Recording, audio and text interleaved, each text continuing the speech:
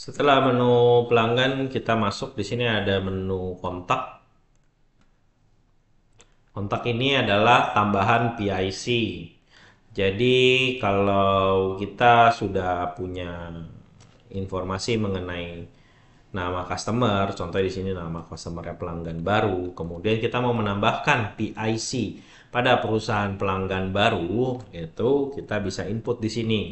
Contohnya Ibu Ratna, di mana di sini dijelaskan, ingin menjelaskan bahwa Ibu Ratna ini adalah bagian dari PT pelanggan baru dengan nomor NPWP bisa diinput di sini, alamat, provinsi, kota, kecamatan, kode pos, email, fax, dan nomor teleponnya bisa diisi. Dan juga di sini kita bisa tambahkan keterangan, misalnya contoh eh, bagian purchasing.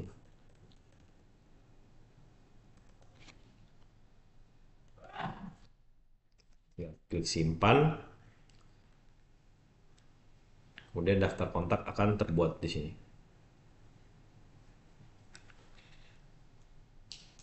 Oke, kemudian saya lanjut ke menu pemasok, di mana di sini kita bisa mendaftarkan list pemasok ke dalam sistem.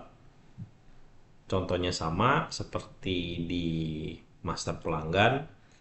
Kita bisa klik dari sini, kita perbesar, misalnya di sini PT pemasok baru.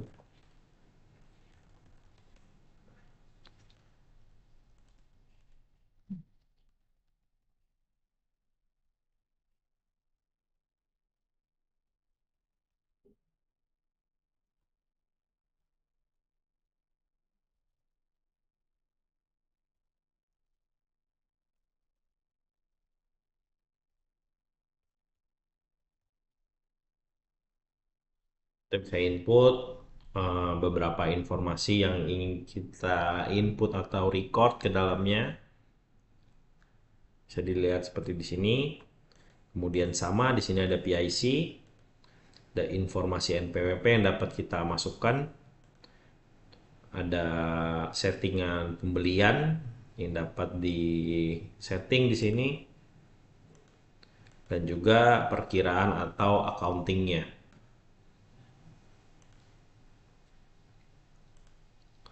Klik simpan. Setelah itu pemasok akan terdaftar ke dalam sistem. Kemudian kita lanjut ke menu berikutnya, yaitu menu grup. Di sini kita bisa lihat ada daftar grup. Daftar grupnya masih kosong, kita misalnya buat baru, namanya grup pelanggan Jakarta. Seperti ini ketika kita sudah membuat grup.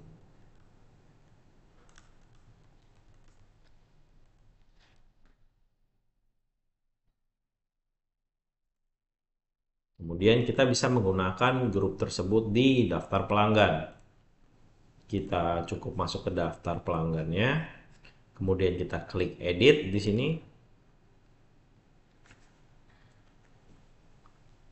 Saya ganti dulu PT pelanggan baru.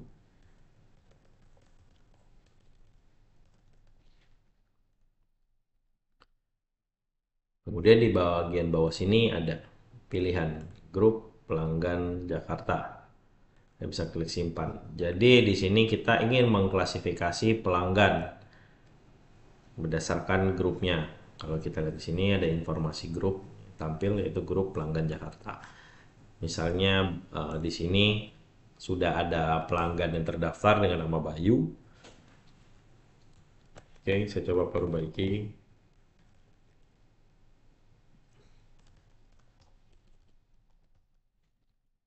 Kemudian di sini kita grouping. Klik simpan. Oke. Setelah daftar pelanggan berhasil diubah, Di sini kita juga ingin menjelaskan mengenai fitur group, di mana kita bisa melakukan penyaringan data yang tampil di daftar pelanggan. Kita misalnya di sini ingin menampilkan hanya tampilkan daftar pelanggan yang masuk ke dalam grup Jakarta. Di sini kita tinggal cukup ketik Jakarta. Saya ulang, di bagian header sini ada tombol, klik, kemudian saring. Sini kita input Jakarta, enter. Maka daftar pelanggan yang akan tampil hanyalah daftar pelanggan yang masuk ke dalam grup pelanggan Jakarta.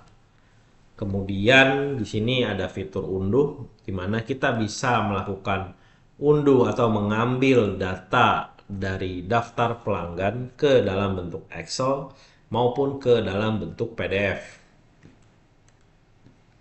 Oke, kemudian di sini ada fitur pilihan. Kita bisa melakukan set aktif atau set menjadi tidak aktif daftar pelanggan yang kita ingin settingkan. Kemudian di sini ada tombol silang untuk melakukan penghapusan data pelanggan.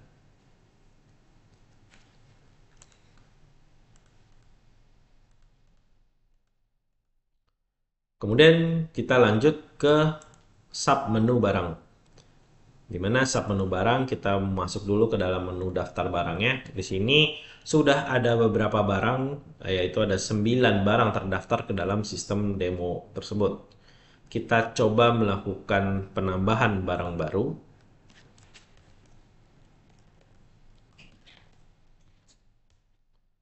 Oke, di sini ada beberapa hal yang dapat kita gunakan atau kita record. Yang pertama, kode bisa dilakukan di generate secara auto. Kemudian ada kode 2 di sini. Ada nama cetak, yaitu nama barang yang ingin ditampilkan pada saat dilakukan pencetakan invoice. Misalnya, nah kita bisa masukkan alias dari nama barang tersebut. Misalnya B baru. Kita singkat katanya. Kata-kata barang baru tersebut menjadi B baru misalnya. Kemudian kita definisikan jenis barang yang akan terdaftar adalah persediaan atau non persediaan, atau jenisnya ini adalah jasa, paket, aset, atau CIP, cost in progress. Kemudian juga ada kategori di sini. Saat ini kalau kita lihat kategorinya hanya ada satu kategori, yaitu kategori lain-lain. Kemudian barang ini hanya dapat dibeli atau barang ini hanya dimiliki oleh pemasok khusus, kita bisa daftarkan pemasoknya di sini. Jadi kita mencoba untuk melingkan barang tersebut dengan informasi pemasoknya. Kalau tidak ada atau barangnya bersifat general, kita kosongkan lagi aja. Terus di sini ada tempat untuk mengisi informasi tambahan. Kemudian ada lagi tab satuan. Di sini kita lakukan setting untuk satuan barang tersebut apa. Misalnya di sini saya ganti namanya menjadi sabun. Oke, kemudian satuan daripada sabun kita coba breakdown atau definisikan lebih dalam lagi. Ada satu piece, kemudian ada lusin di sini. Satu lusin ada 12 piece, habis itu satu kardus. Satu kardus mungkin ada 4 lusin. Kemudian satu kontainer. Kontainer itu berarti ada 100 kardus misalnya. Kemudian dari dimensi daripada barang tersebut berapa ukurannya kita bisa masukkan di sini. Lebar, panjang, tinggi, berat. Kemudian apabila ada SKU atau barang yang sudah terdapat barcode dari pabrikannya, kita juga bisa masukkan kode SKU-nya di sini beserta dengan nama dari pabrikannya apa. Mungkin berbeda dengan informasi nama barang yang kita buat. Kita bisa masukkan ke dalam sini. Kemudian ada perkiraan atau settingan akuntansi daripada persediaan, PPN barang mewah, penjualan, retur pembelian, modal, persediaan keluar nanti akun cowoknya apa, kemudian persediaan tidak belum ditagih, itu nanti akun cowoknya apa. Di sini bisa diganti sesuai dengan kebutuhan.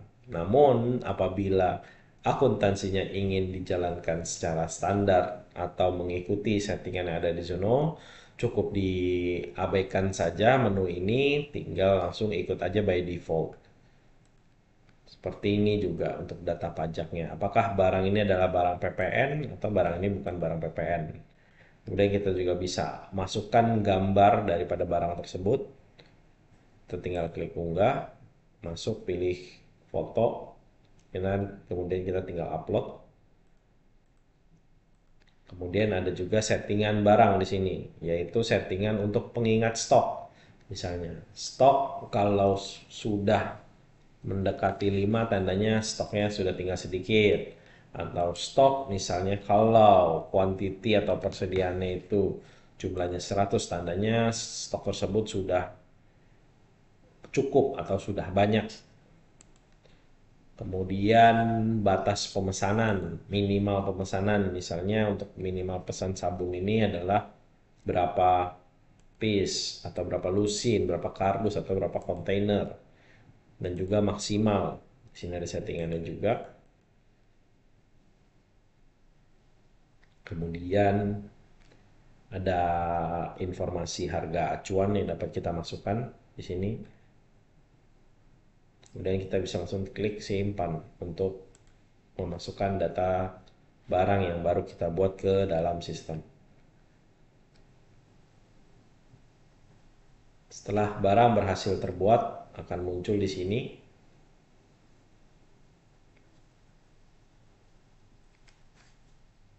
Kemudian kita lanjut ke menu berikutnya, yaitu kategori. Dimana kategori di sini kita dapat lihat kategori tadi kita baru hanya buat satu kategori by default. Kita bisa tambahkan kategori lagi di sini. Misalnya kategori barang fashion.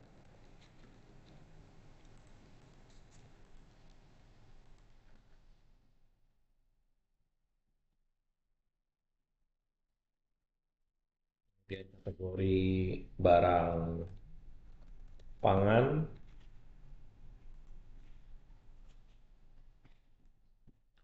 Nah, fungsi dari kategori ini adalah kita dapat mengklasifikasi barang yang sudah ada berdasarkan kategori-kategorinya. Kalau saat ini by default line-line, maka ketika kita pilih fashion, yaitu kategori yang baru kita buat, seharusnya data di sini nanti akan kosong karena semua data ini saat ini ngelink dengan kategori lain-lain. Kita coba. Nah, akan tampil seperti ini. Belum ada daftar barang dengan kategori fashion. Kita cukup hapus untuk kita tampilkan kembali daftar barangnya. Untuk daftar barang dan semua daftar-daftar menu itu bentukannya akan selalu sama. Di sini ada tombol unduhnya untuk mengambil data dari daftar yang tampil, dan juga di bagian header table kita bisa melakukan filtrasi atau penyaringan. Contoh.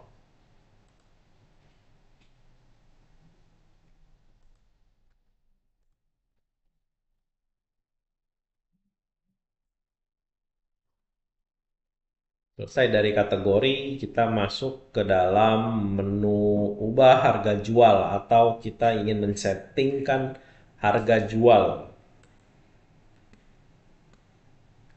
Di sini kita bisa melakukan setting harga jual sehingga berdampak pada saat transaksi penjualan, di mana di transaksi penjualan kita akan dapat lebih mudah memilih harga jual yang sudah kita tentukan, atau secara auto harga tersebut akan mengikuti harga yang sudah kita setting sebelumnya.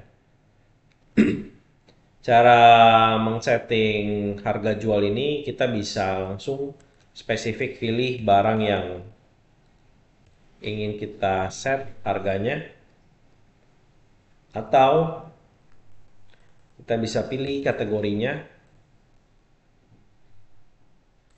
Tadi di fashion belum ada barang yang ngelink dengan fashion, kita klik ke lain-lain. Oke, nanti akan tampil seluruh barang dengan kategori lain-lain. Kemudian kita di sini bisa input atau setting harganya.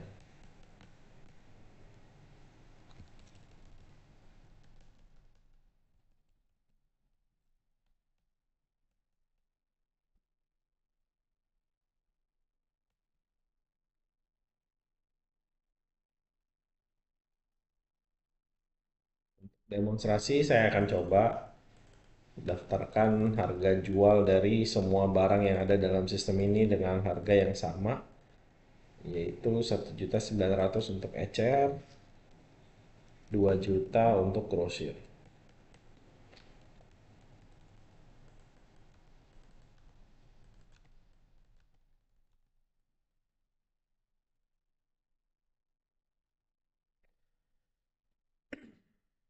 Oke, tinggal klik simpan.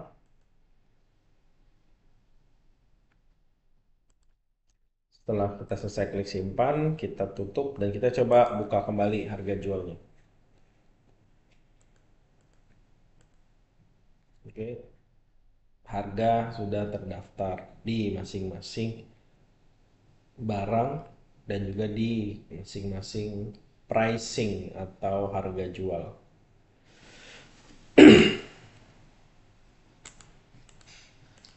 Kemudian kita lanjut ke data master staff, di mana di sini akan terdaftar data-data staff yang menggunakan sistem ataupun juga yang tidak menggunakan sistem. Kita bisa daftarkan seluruh staff yang kita miliki ke dalam sistem.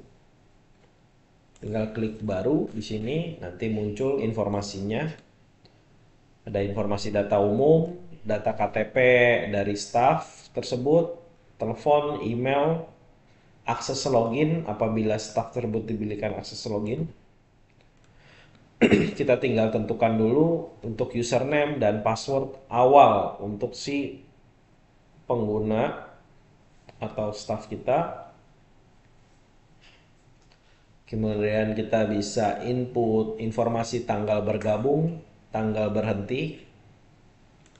Kemudian ada tab NPWP, kita bisa masukkan. Kemudian ada hak akses dalam menggunakan sistem. Jadi apabila user atau staff tersebut diberikan akses untuk login ke dalam sistem, maka kita harus menentukan akses apa saja yang diperbolehkan atau yang dapat diakses oleh staff tersebut. Nah, jadi di sini akan muncul banyak modul sesuai dengan modul yang ada. Kemudian kita berikan hak aksesnya seperti itu.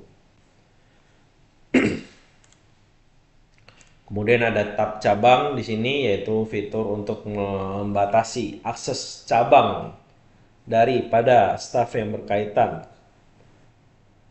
Kemudian ada settingan area, pembatasan akses area, pembatasan akses kategori, pembatasan akses harga jual, pembatasan akses rekening, dan juga ada setting, di mana setting ini kita bisa menentukan staf bersangkutan itu Misalnya, boleh nggak dia input tanggal kemarin atau input backdate terhadap sebuah transaksi, atau mengubah diskon penjualan, melakukan void tagihan, dan lain-lain. Di sini kita ada settingannya.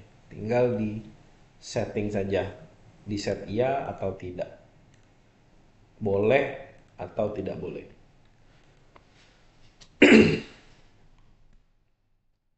Kemudian di staff juga disediakan plafon penjualan in case staff ini, jenis staffnya ini adalah sales.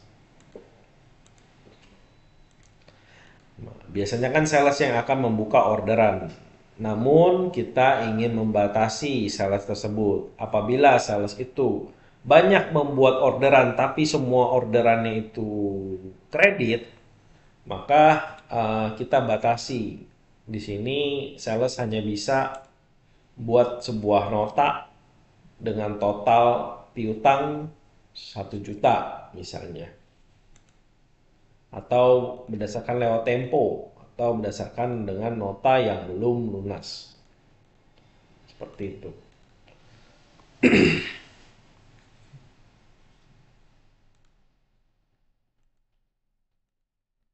Setelah daftar staff, lanjut lagi ke daftar cabang. Dimana daftar cabang di sini ada beberapa, yaitu pertama daftar cabang. Kita klik lihat aja. Biasanya by default yang akan digunakan adalah gudang dan juga toko. Namun apabila nanti penggunaan sistemnya itu terdiri dari beberapa gudang dan satu toko, nah itu bisa diinput lagi nanti di sini. Kita tinggal masukkan kodenya, nama gudangnya apa, nama gudang saat dicetak pada tagihan, yang tampil apa, alamatnya di mana. Lalu di cabang baru tersebut biasanya transaksi yang berjalan akan menggunakan rekening bank apa. Kita bisa pilih di sini. Kemudian di sub menu cabang ada daftar area,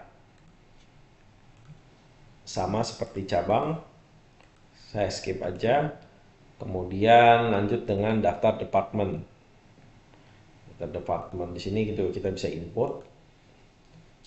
Di sini inputannya hanyalah sebuah nama, misalnya keuangan, departemen keuangan.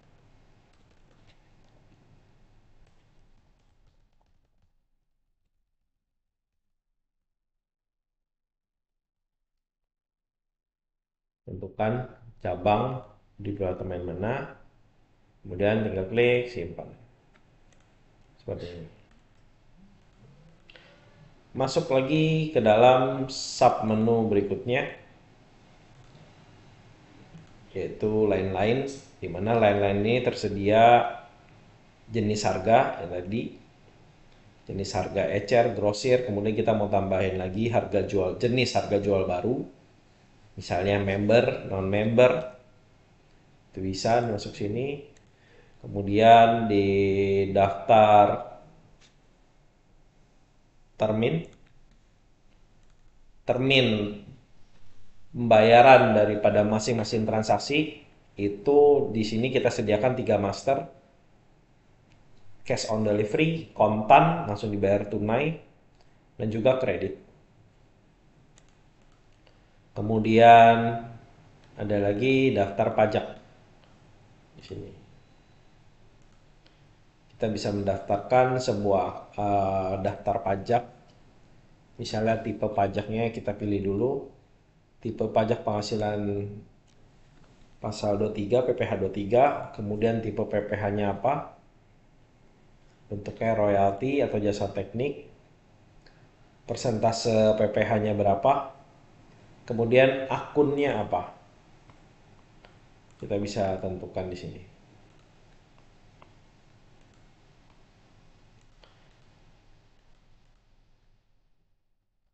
Kurang lebih itu saja yang bisa saya demonstrasikan untuk data master.